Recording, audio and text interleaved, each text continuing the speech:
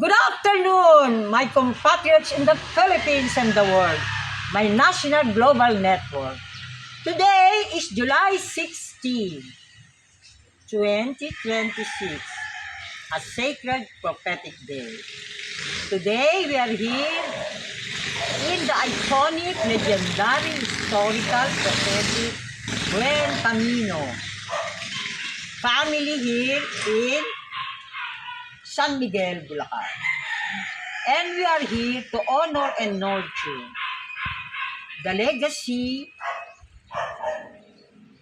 the career of our beloved Nanay Carmen Ben Camino. The Blessed Mother told me she embodies, she represents me in San Miguel, Bulacan. So, to honor and nurture the sacred prophetic memory, because graces will abound, you will understand that.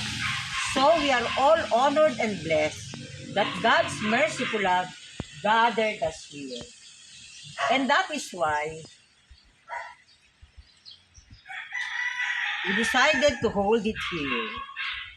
Because this represents the paradise regained of our beloved Dr. Jose Rizal in every local government.